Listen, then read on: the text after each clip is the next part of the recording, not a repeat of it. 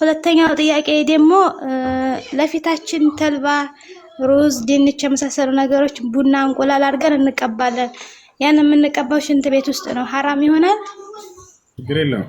ጤናውን ለመጠበቅ ሰው እነዚህ ነገራቶች ከምግብ ውጭ ለሌላ ነገር እስራፍ እስካላደረገ ድረስ የሚጠቀማቸው ችግር የለውም።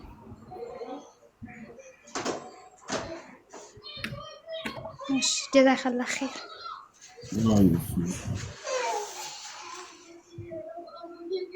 እሺ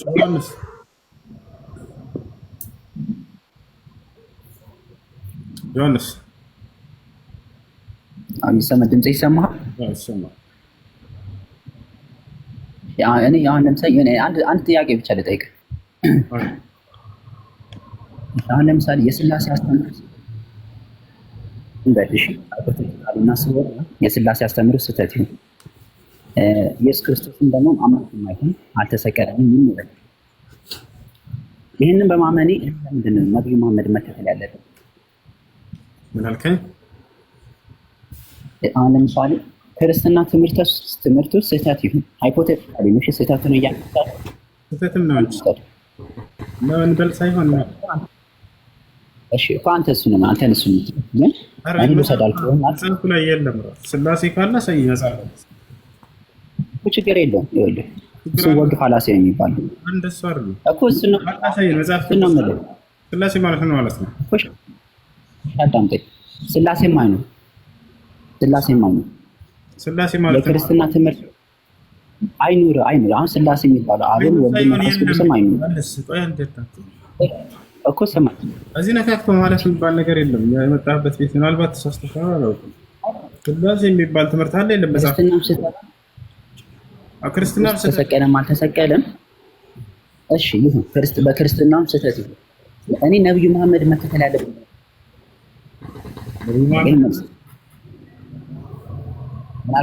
ነብዩ መሐመድን ነብዩ መሐመድን መከተል ያለብኝ ምንድን ነው? እንግዲህ ነብዩ መሐመድ ሰለላሁ ዐለይሂ ወሰለም አንተን አስመልክቶ ወይም ክርስቲያኖችን አስመልክቶ የመጣላቸው ትምህርትን ሙሉ በሙሉ በቁርአን ብታነቡት በጣም ደስ ይለኛል። ለምሳሌ አምላክ አንድና ብቸኛ እንደሆነ አስተምረው በእርሱ ላይ ሶስትነት የለበት። አንደኛ እሱ ነው። ሁለተኛ አምላክ እንደማይሞት ያስተምረዋል። አምላክ ለሰው ልጆች ኃጢአት ብሎ ፍጹም አልሞተም። ሶስተኛ እሳቸው መቼ ነው ይሄን የሚያስተምሩ? እሳቸው መቼ ነው ይሄን ያስተምሩ? ጥያቄውን ቀየርክ? አይ ስለ አሁን ለምሳሌ ከዛ በፊት የሚመጣ ትምህርት ነገር ካለ ተቃውሞ ግን ለምንድን ነው ለህይወቴ ተቃውሞ አለ?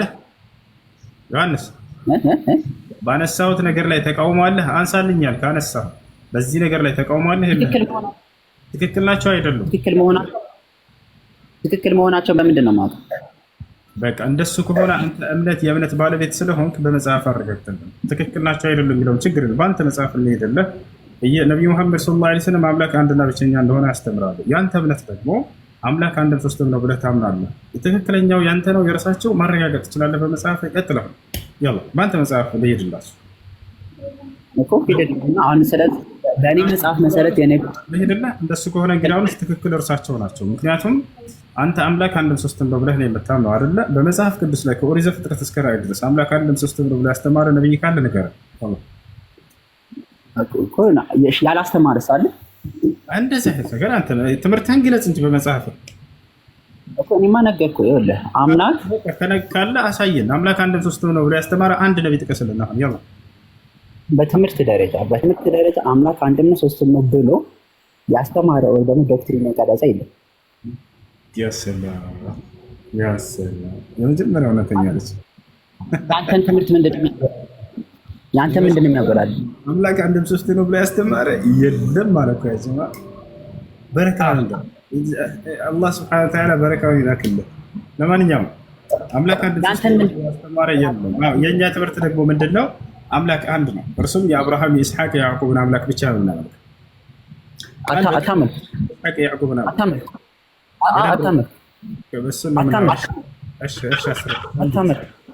ነው የምናመልከው። ማስረጃ ላሳይ። እስቲ ከመጽሐፍ ቅዱስ አሳይ። ከመጽሐፍ ቅዱስ ኦኬ። አታመልኩም ማለትና ማስረጃ ግን ከመጽሐፍ ቅዱስ ነው ፈልገው እያለ ነው። እሺ መጽሐፍ ቅዱስ ምሽል ችግር የለም። መጽሐፍ ቅዱስ አብርሃም የይስሐቅ የያዕቆብን አምላክ እንደምታመልክ ከመጽሐፍ ቅዱስ አሳይ። አዎ የአብርሃም የይስሐቅ የያዕቆብን አምላክ ያን አንዱን አምላክ ነው የምናመልከው፣ የኢየሱስ ክርስቶስን አምላክ ጭምር። ኢየሱስ ክርስቶስን የኢየሱስ ክርስቶስን አምላክ ነው የምታመልከው። የነቢያትን ሁሉ አምላክ ነው የምናመልከው። ስለዚህ አሁን አንተ እያልከኝ ያለኸው መጽሐፍ ቅዱስ ላይ ያለው መጽሐፍ ቅዱስ ላይ ያለው አትቀይር። ቆይ እኔ ነቢያት ስምን ነው ከዛ ላወጣልህ የጠራሁት። እዛ ላይ ያለው እኔ ነው። አያችሁ አይደል? ጥያቄ ነቢያትን ስማቸውን ጠቀስኩና የአብርሃም የይስሐቅ የያዕቆብን አምላክ ነው የማመልከው አልኩ። የት ጋር መጽሐፍ ቅዱስ ነቢያት ታውቆ ያዳስ ያለውን ነው የምትነግረኝ? የመጽሐፍ ቅዱስ ነው በሱ ቤት ወጥመድ ያስገባ ነው። ወጥመድ እኔ ነኝ የሰራሁት። ወጥመድን እኔ ነኝ እኮ አዳምጥ አትፍጠን ረጋ። እነዚህ ነቢያቶች የሚያመልኩትን አምላክ ነው ወይ የምታመልከው? ያን አምላክ እዛ የተጠቀሰው ነው የመጽሐፍ ቅዱስ ላይ የአምላክን ባህሪ ተቀያይሯል እዛ ላይ። አሁን ስለዚህ ነቢይ ተረጋጋ፣ ቀስ በልህ ልጨርስ እንጂ አታስጨርሰው። ሀሳቤን ልጨርሰው ኮንፈረንስ። ስለዚህ አብርሃም፣ ኢስሐቅ፣ ያዕቆብ እነዚህን ነቢያት ለምን ጋዜጣ ላይ ተጠቅሶ አላገኝም? ልብ በል ከመጽሐፍ አንጻር ያለውን ነገር እንዲገለጽልህ እንዲበራልህ ማለት ነው። መጽሐፍ ቅዱስ ላይ አብርሃም፣ ይስሐቅ፣ ያዕቆብ ይላል። እነዚህን አምላክ ታመልካለህ ቢባል አዎ እነዚህን አምላክ ነው የምናመልከው። ስለዚህ መጽሐፉ ላይ የተጠቀሰውን አምላክ ይህን ራስ ነው የምታመልከው? እንደዛ ማለት አይደለም። እነዚህ ነቢያቶች ሂንዱይዝም የሆነ ሰው ሊሆን ይችላል፣ ቡድሂዝም ይሁን እምነት የሌለው ሰው ይሁን የአብርሃም የይስሐቅ ያዕቆብን ብሎ አነሳልኝና እነዚህን ስም ቢያነሳ የእነዚህን አምላክ እኮ ነው የማመልከው ብለህ ይሄ ችግር የለውም። ኦኬ ያ እነዚህ ሂንዱይዝሞች የያዙትን አምላክ ነው ወይ? አይደለም፣ ኧረ በጭራሽ። ኦኬ መጽሐፉ ላይ ያለውን ነው ወይ? ላ ይሄን አይደለም። ቦታች አለ አይደለ? የአብርሃም የይስሐቅ የያዕቆብን አምላክ እንደምናመልክ ቃል በቃል አላህ ሱብሓነሁ ወተዓላ በቁርአን ላይ እኔ የአብርሃም የይስሐቅ የያዕቆብ አምላክ ነኝ እያለ ይነግረናል። በእነርሱ በእነዚህ ነቢያትም እንድናምን በርካታ ቦታ ላይ ይነግረናል። በእነርሱ አምላክ የእነርሱ አምላክ እርሱ እንደሆነ ይነግረናል። ለዚህ ነው የያዕቆብ ልጆች ምን ይላሉ በሱረቱል በቀራ ላይ አም ኩንቱም ሹሃዳአ ኢዝ ሐደረ ያዕቁብ አልመውት ኢዝ ቃለ ሊበኒሂ ማ ተዕቡዱነ ሚን ባዕዲ ቃሉ ነዕቡዱ ኢላሀከ ወኢላሀ አባኢከ ኢብራሂም ወኢስማዒል ወኢስሐቅ ኢላሀን ዋሒደን ወነሕኑ ለሁ ሙስሊሙን ይላል። እኛ የአብርሃም የኢስሐቅ የያዕቆብ የእስማኤልን አምላክ ይህን ታላቁን አምላክ አንዱን አምላክ ነው የምናመልከው። ያ አንድ አምላክም አንድ ብቻ በአንድነቱ ላይ ሶስትነት የሌለበት የአንድ አምላክም ዘላለማዊ ሕያው ነው፣ በሕያውነቱ ላይ ሞትነት የሌለበት የአንድ አምላክ መለኮት ብቻ ነው ባህሪው፣ በመለኮትነቱ ላይ ሰውነት የሌለበት አምላክም ነው፣ ሰው ነው ብሎ አይገለጽም። የአንድ አምላክ ጌታ ብቻ ነው፣ በጌትነቱ ላይ ባርነት የለበትም። ስለ እኔ ብሎ ባሪያ ሆኖ መጣ ብሎ ሂሳብ የለም። የአንድ አምላክም ሁሉን ማድረግ የሚችል ቻይ የሆነ አምላክ ነው። እኔ ከራሴ አንዳች ላደርግ አይቻለኝም የሚል አምላክ የለም እዚህ ዓለም ላይ። የአንድ አምላክ ጠባቂ ነው፣ ፍጥረታትን ሁሉ በጥበቃው ላይ እንቅልፍ የለበትም፣ በፍጹም አያንገላጀምም ጭራሽ። እሺ ከላይ ሸሃዳ የሚላለ እያላችሁ ነው፣ ሚዩቱን አንሱት። ሸሃዳ የሚል ሰው አለ አለ? እሺ ዮሐንስ ቀጥል ካለሽ አለ እያሉ ነው ኮሜንት ላይ ሸሃዳ ካለ ሚዩታችሁን አንሱት። እሺ ከጨረስ አሁን አንተ ተናግረህ ከጨረስ እኛ የምናመልከው የአብርሃምን ግን የያዕቆብን አምላክ ነው የምትሉ ከሆነ እሱ በቁርአን ያለ አስተምሮ ነው። ቁርሺን ነው ቁርአን ላይ ያሉት አብርሃም የተጠቀሱት ነቢያቶች በሙሉ መሬት ላይ ብናወርዳቸው የሉ ከመጽሐፍ ቅዱስ ጋር አይገናኙም። ስለዚህ ሰዎችን መታታ ለምሳሌ አይሁዶችን መታችሁ ሊሆን ይችላል። ለምሳሌ በቁርአን አብርሃም ልጁን መስዋዕት አድርጎ ያቀረበው ማንን ነው? አይደለም ጥያቄ ያችታርን አብርሃም ይስሐቅ ያዕቆብ አይደሉም ካለው በኋላ አብርሃም ያቀረበው ማንን ነው? ምን አገናኙ? አብርሃም የአብርሃም እንዳልሆነ ንገረን። ላለመሆኑን ላሳየን። እስማኤል አንተ መታችሁ የታረደው ማን ነው የሚለው አይደለም ማስረጃ ነው። አብርሃም እንዳልሆነ አሳየን። ደስ ያለህን እመን፣ ችግር የለውም። ይስሐቅና እስማኤልን አወዳድርልኝ ሳይሆን አሁን አብርሃም ይስሐቅ ያዕቆብ እነዚህ ቀደምት ነብያት እነዚያ ነብያቶች እንዳልሆኑ ማስረጃ ስጠን፣ ችግር የለውም። እንደውም እንደ መጽሐፍ ቅዱስ እነዚያ ነብያትን የማይሆን ነው የምናገኘው። እሺ ላስረዳ። የአምላክ መባረክ የአምላክ መባረክ በመስረቅ በማጭበርበር ይገኛል ብለህ ታምናለህ ወይንስ አምላክ ራሱ ነው መርጦ የሚሰጣል? የአምላክ መባረክ ምን ማለት ነው? አምላክ የሚባርከው ነብያት እርሱ ነው አይደል? የሚባረካቸውና የሚመርጣቸው መባረክ ሌላ ነው፣ መምረጥ ሌላ ነው። እሺ እንደሚለያዩ ማስረጃ እስኪ። መምረጥና መባረክ በመጽሐፍ ግለጥ ነው። ትልቁ ላይ ብሌሲንግ እና ቹዚንግ ይለያያል።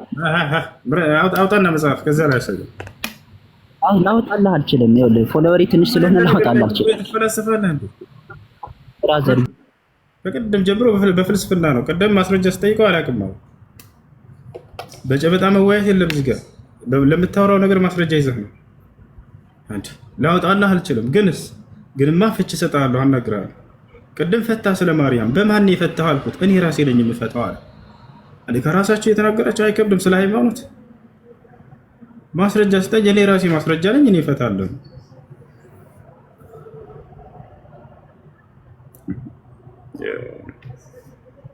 አላሁ ሙስተዓን አላሁ ሙስተዓን።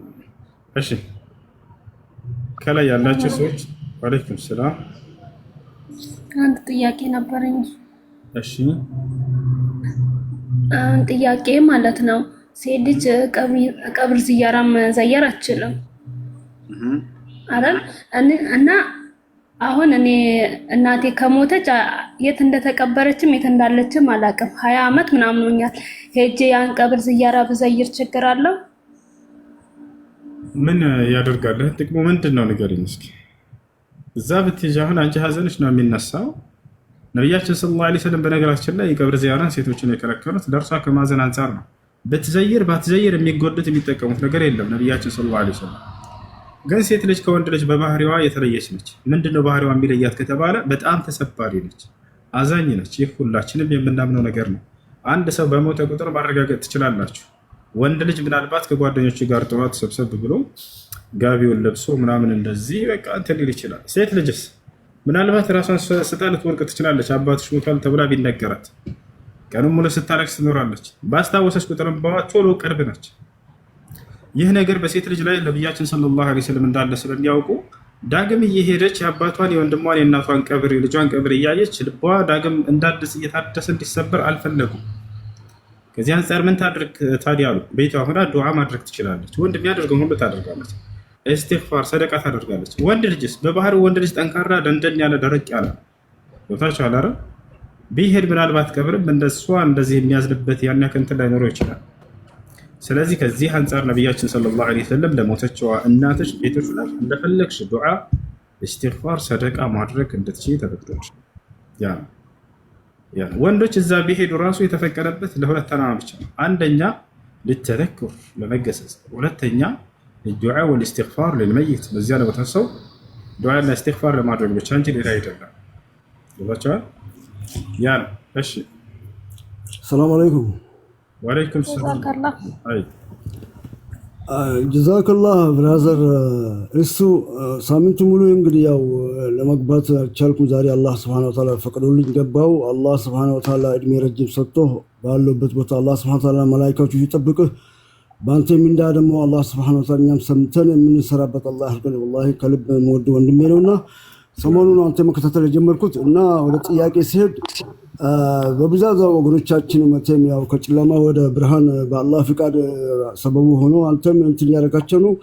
እኔ ጥያቄ ያለኝ እነዚህ ወደ ጨለማ ብርሃን የመጡት ሸሃዳ ሲይዙ ድንገት ቀናቸው ከመጡ ቀጥታ ወደ ጀነት ነው የሚገቡት ወይስ የተለየ ጀነት አላቸው? እሱ አንዱ ጥያቄ። በጣም ጥሩ።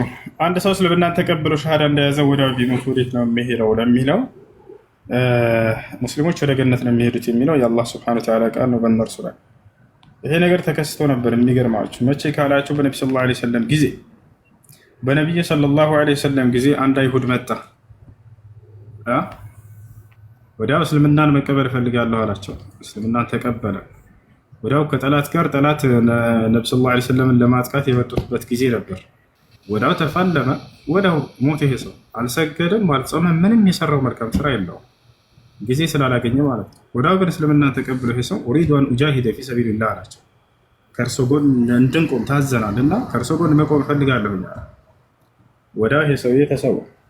ኻቲማ አማረለት። መን ካነ አኺር ከላሚሂ ላ ኢላሃ ኢለላህ ደኸለ አልጀና አሉ ነቢ ሰለላሁ ዐለይሂ ወሰለም ቃል በቃል የህይወቱ መጨረሻ ላይ ላ ኢላሃ ኢለላህ ያለ ሰው በዚህ ያመነ ሰው ጀነት ገባ ብለው ተናገሩ። ሰልሞ እስከ ሞተ ድረስ ሰውየው ያለምንም ኃጢአት ነው የሞተው እንደው ምክንያቱም በሰለመ ጊዜ አንድ ሰው ኃጢአቱ ሁሉ ይማርለታል። አምላክ አላህ ሰዎች በሰለሙ ጊዜ ወዲያው ኃጢአታቸውን እንደሚምርላቸው ቃል ገብቷል። ምክንያቱም እስከዛሬ የተሳሳተ ነበር። የቱ ጋር ነው ቃል የገባው? አላህ የቱ ጋር ነው ቃል የገባው? እችን አብረን አላህ ሱብሓነሁ ወተዓላ በሱራ ዩኑስ ላይ ሲናገር፣ በሱራ ጣሃ ላይ፣ በሱረቱል ማኢዳ ላይ ይናገራል። ቁል ሊለዚነ ከፈሩ ኢየንተሁ የግፈር ለሁም ማ ቀድ ሰለፍ ይላል። ሙሐመድ ሆይ ለእነዚያ ለካዱት እንዲህ ብለህ ንገራቸው አሁን ካሉበት መንገድ ቢቆጠቡ ያለፈ ስህተታቸውን ሁሉ ምርላቸዋለሁ እያለ ይናገራል። በሌላ ቦታ ላይ ወኢኒ ለገፋሩ ሊመን ታበ ይላል። ወደ እኔ ለተመለሰ እምርለታለሁ እያለ ይናገራል። ወደ እርሱ በተመለሱበት ቀን ሰዎች እንደሚምርላቸው ቃል ገብቷል። በሌላ ቦታ ላይ ማንን የካዱት? እርሱን አላህን የካዱ ሰዎች ማለት እንዴት ነው?